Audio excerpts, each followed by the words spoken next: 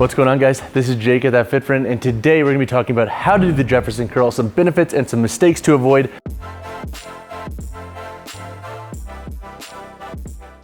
This is one of my favorite exercises for warming up for deadlift days. So how do you perform the Jefferson curl? So the Jefferson curl is awesome because we get to work through a greater degree of spinal flexion while maintaining different loads. So it can be a really nice tool to kind of build up our back strength, but also train the back to know that, hey, you are strong in a flex position while maintaining load. So it can be a really nice sneaky tool for both a physical and mental benefit. So to perform the Jefferson curl, we're gonna stand on an elevated surface. Now, I will talk through some regressions later, so if you're not feeling ready for this, don't worry, I will have some options for you, but we're gonna grab a weight. So I have a kettlebell here, and what we're gonna do is step one, focus on unlocking that upper back and allowing the spine to flex.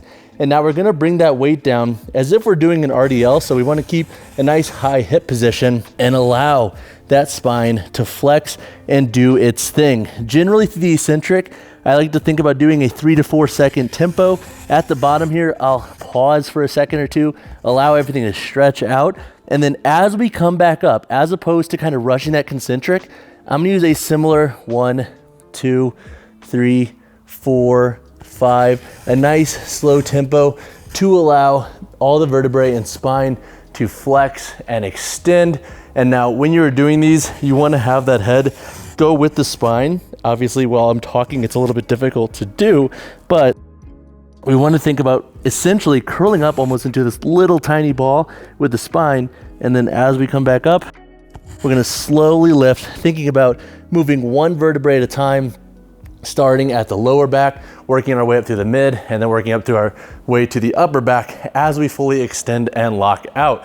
Doing these slow with a nice light load can be both great for, once again, training your spinal flexion and feeling okay getting into spinal flexion while maintaining load, but it can also be a really nice tool to just get your back and body moving before some of your heavier deadlift days, your heavier back days. But now let's talk about some of the benefits and whys behind the Jefferson curl. All right, so 3 benefits that come along with the Jefferson curl, and do note there are a lot of benefits that come along with this exercise, but these are the big 3 that I like to talk about. I have my incredibly handsome and jacked friend Tyler here. He's gonna be demoing some Jefferson curls for us while I talk. But the first benefit that comes along with the Jefferson curl is that it can be a fantastic warm-up and accessory movement. So for deadlift days, I love doing Jefferson curls prior to my pulls because as weight gets heavier, you will always have some spinal flexion. So the Jefferson curl is going to allow the back to flex into these deeper ranges of motion and extend while managing load, and a lighter load at that than what I'm gonna be using. So it's a great way to kind of prep my spine and get moving. So I like to use them as a warm-up. They can also be fantastic as an accessory. So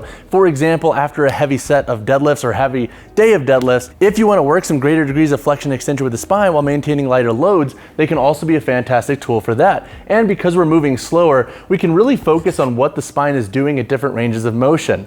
Now, the second benefit that I love Jefferson curls for is the mental component of them. So we can see here that Tyler's accessing a huge degree of spinal flexion. This is awesome because I think at times lifters get in their heads and they kind of limit what the spine is intended to do. We get this idea of like, oh, set the back, keep a really rigid spine. And that's great for certain contexts. However, the spine is designed to move. So by moving through these greater degrees of flexion and extension while maintaining load, it can kind of build up that mental resiliency of allowing the spine to kind of do its thing and to not kind of necessarily always play it safe or have this like idea that the spine is fragile, because that is not the case. And the third benefit that kind of like extends off of my second benefit is that with Jefferson curls, we can easily modify them to get different degrees of flexion and basically a greater range of motion that we might not access with our traditional training. So for example, if I have a deadlift day, I'm not going through a ton of spinal flexion outside of kind of what I'm allowing when it comes to my form deviation as weight gets heavier. This can be a great means to train the spine through a greater degree of flexion in a nice controlled way to kind of build up the ranges of motion that we can access while maintaining loads and feeling good doing so.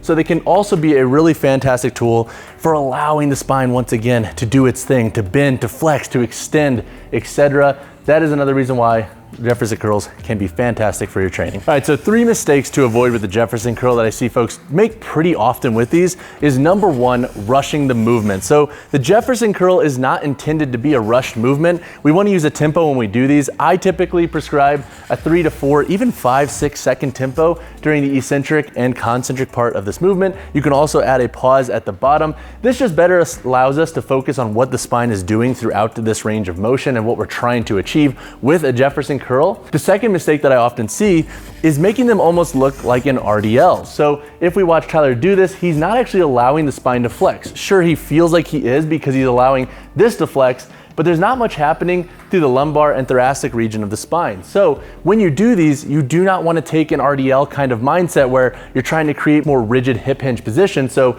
we want him to be able to flex and bend here. And that brings us into our third mistake, which is what I would call adapting too much of a rigid mindset with these. So the big goal of the Jefferson curl is to allow the spine to flex. Sure, but how are we achieving that? It's not necessarily a passive flexion. We're going to be focusing on allowing the core to flex and help bring that spine into flexion and pushing the legs into the ground to create extension. So as we do these, we want to make sure that we're not just kind of passively moving through this range of motion. We're contracting the core to facilitate this greater degree of lower back and thoracic flexion, and we're driving the legs into the ground to make sure we're getting a nice stretched flex position with the spine. So once again, mistake number 3 is making sure that you're not making this a totally passive exercise, but you're actively contracting the core to get more flexion through the spine, and you're driving the legs into the ground to make sure you are controlling your hip position to access deeper ranges of motion so you get the full benefit of this movement. So a quick regression, if you're not feeling up to the elevated surface with the Jefferson curl, or if you want to feel these out, is to simply perform them on the ground. You're going to have less range of motion, but I feel like it can be a really great tool to kind of help ease you in to accessing these ranges if you're not used to, and also obviously drop the load that you're using. That can also be a regression here, and use tempo. That's also another mini regression and a constraint that you can also use. So if we're going to be performing these on the floor, we're going to think about doing the exact same thing we did on the elevated platform, driving those legs down, allowing the spine to flex slowly, slowly, slowly. The only difference is that we're going to have the ground be our limiter. So once we hit there, we'll hold for a second, try to actively contract, and then we'll come back up nice and slow and allow the spine to do its thing. But that can be a nice, great regressive tool for the Jefferson curl if you're not feeling up to an elevated surface. But that wraps up this video covering this exercise. If you have additional questions on the Jefferson curl, drop a comment down below. Make sure you obviously ease into these at the own rate of progress that you feel comfortable doing so with. But as always, drop a like on the video, drop subscribe to the channel. I will see you guys in the next one.